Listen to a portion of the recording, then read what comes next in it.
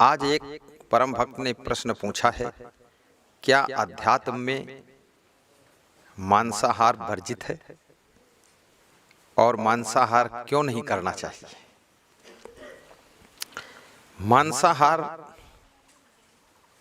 इसलिए नहीं करना चाहिए, जैसे डीजल से चलने वाली गाड़ी में पेट्रोल नहीं डाला जाता है, तो ये मनुष्य का शरीर अध्यात्म और भौतिकवाद की बात नहीं है।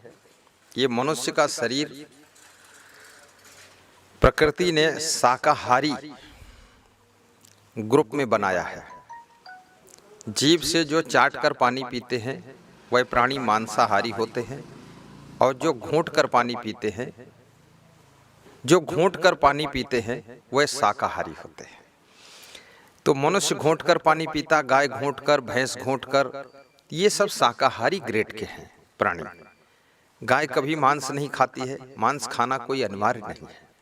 तो मनुष्य प्रकृति से ही शाकाहारी है। आध्यात्मिक हो या न हो, लेकिन इसे शाकाहारी ही रहना चाहिए, क्योंकि मांसाहार, मांस, मछली, अंडा, नशा, शराब, मुर्गा, ये सब राक्षसी आहार है।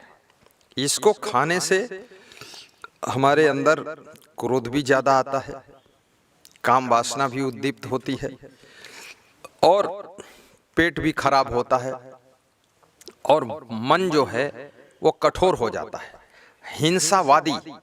हिंसावादी संस्कार जमते चले जाते हैं, और जहाँ हिंसा है वहाँ करुणा नहीं रह सकती, प्रेम नहीं रह सकता, कोमलता नहीं रह सकती। इसलिए हिंसक प्रवृत्ति से जो भी खान पान होता है उसको मना किया गया है। और जब हम शाकाहारी भोजन करते हैं तो हमारे अंदर सात्विकता अपने आप पैदा होती है, और साथ साथ में स्वभाव में ठंडापन रहता है।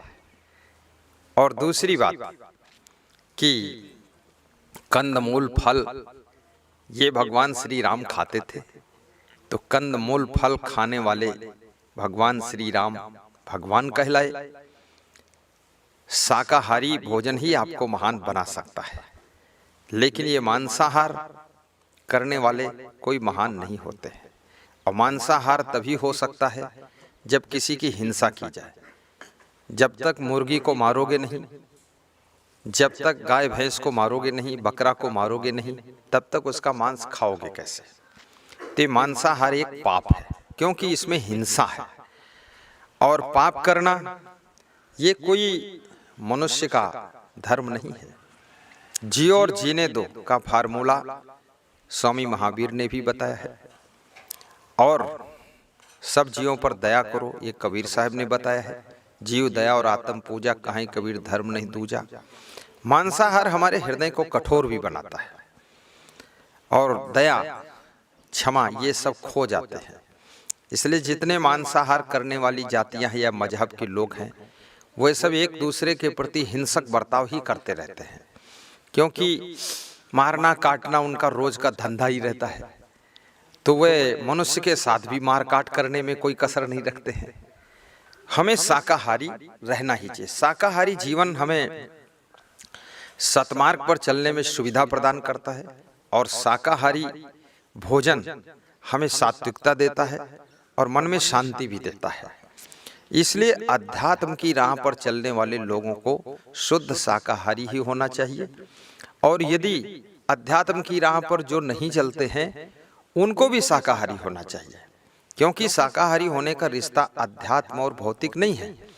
और आध्यात्मिक ऐसे माना जाए तो सभी लोग हैं। जो सुख शांति चाहता है वो आध्यात्मिक ही है, क्योंकि सुख शांति बिना अध्यात्म के मिलेगी नहीं। अध्यात्म का अर्थ है जो तुमको आत्मा और परमात्मा का ज्ञान करा दे, वही अध्यात्म है। अध्यात्म का अर्थ है जो आपके चरित्र, आचरण और नियम संयम को शुद्ध कर दे, वही अध्यात्म है। अध्यात्म का मतलब है जो उलझन, टेंशन, अशांति से तुम्हें मुक्त कर दे, वही अध्यात्म है। जो तुमको जीने की कला सिखा दे, वही अध्यात्म है। जो आपको सरल और सुसंस्कृत, सुभद्र और महान बना दे, वही अध्यात्म है। अध्यात्म का अर्थ है कि मनुष्य के जीवन को सुसज्जित बनाने वाला पथ, वो अध्यात्म का पथ है। इसलिए हमें सबको आध्यात्मिक होना चाहिए, क्योंकि यही एक शांति का रास्ता है। बस इतना ही इस पर मैं समझाना चाहता हूँ।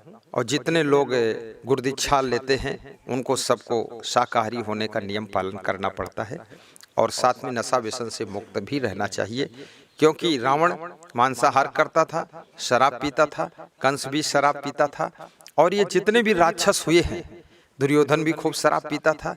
ये जितने कुकर्म दुष्कर्म ज्यादा किए हैं ये सब मांसाहारी और शराबी, और यही लोग हैं जो ज्यादा कुकर्म किए हैं।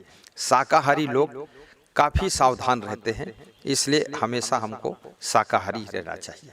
इससे शांति मिलती है, जीव हिंसा नहीं होती है, और हमारा जीवन पुण्य के मार्ग पर चलते चलते व्यतीत होता है। धन्यवाद, शुभकामना, आशीर्वाद।